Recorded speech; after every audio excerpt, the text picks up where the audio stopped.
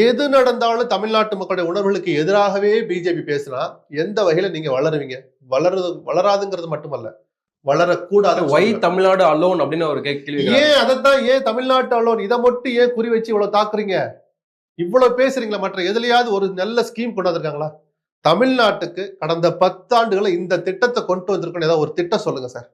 AIIMS சொல்லுவாங்க. அந்த AIIMS படாத பாடுபட்டு இன்னைக்குதான் டெண்டர் விட்டு சுவர் ஆரம்பிச்சு ஒரு 4-5 சுவர் கண்ணுக்கு தெரியுது. மற்ற மாநிலங்கள் இதோடு சேர்ந்து அறிவிக்கப்பட்ட மற்ற மாநிலங்கள்ல பயன்பாட்டுக்கே வந்து மெட்ரோக்கு நிதி ஒதுக்கி இருக்காங்க. அதுல பொய் மேல பொய் சொல்லி கடைசியா ஒத்துக்கிட்டு தரேன்னு சொன்னாங்க. அதுக்கு எத்தனை போராட்டம். பிரதமர் ஒரு கூட்டத்துல பேசுறாங்க, இத்தனாயிரம் கோடி இந்தியாவில வேற யாருக்குமே நாங்க இப்படி ஒதுக்கலன்னு ஒதுக்கி இருக்கோம்னு சொன்ன நிதி நாங்க கொடுக்க மாட்டோம்னு சொன்னது இதே அரசு. அதை நியாயப்படுத்தினவர் இதே அண்ணாமலை. அதுக்கப்புறம் அவங்க தங்க ஸ்டாண்டை மாத்திக்கிட்டு இல்ல தரோம், மத்திய அமைச்சர் ஒப்புதல் வாங்கிட்டோம்னு சொன்ன பிறகு அண்ணாமலை மௌனமா இருக்கிறார்.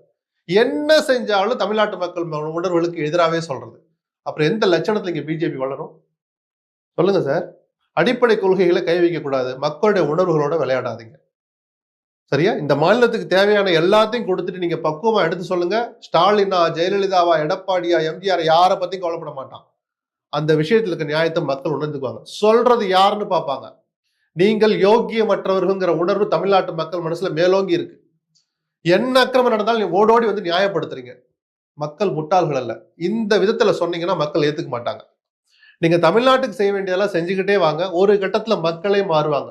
நீங்க சொல்லிதான் படிக்கலாம். அவர்களாகவே இயல்பா எங்களுக்கு ஹிந்தி வேணும், எங்களுக்கு கன்னடம் கத்துக்கணும், தெலுங்கு கத்துக்கணும், மராத்தி கத்துக்கணும்னு அவங்க வருவாங்க சார். நீங்க யாரு சார் சொல்றதுக்கு?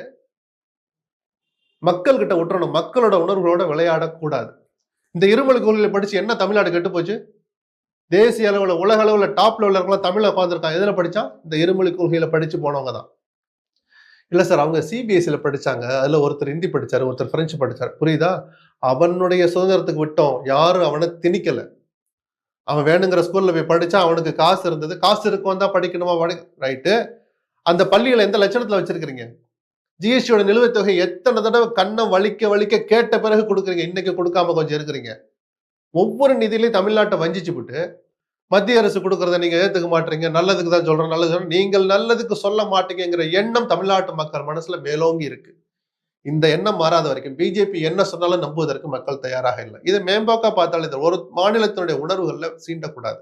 மொழிக் கொள்கையை பொறுத்த வரைக்கும் இது திமுகவுக்கு சாதகமாக தான் போய் முடியும். இதுல நம்ம பிரச்சனை பண்ணக்கூடாது. இதுல அரசியலுக்கே இதுல திமுக அரசியல் பண்ண நினைச்சா அதுவும் யோக்கியமற்ற அரசியல் தான். இது மக்கள் உணர்வோட பிஜேபிக்கு மட்டும் தான் விளையாடக்கூடாது சொல்லுவோம், திமுக சேர்த்து தான் சொல்லுவோம். நீங்க உணர்வுகளை காட்டுங்க. மக்களுடைய உணர்வுகளுக்கு பாதுகாப்பு அரணா இருக்கிறது வேற, அதை அரசியலுக்கு பயன்படுத்துவது வேற.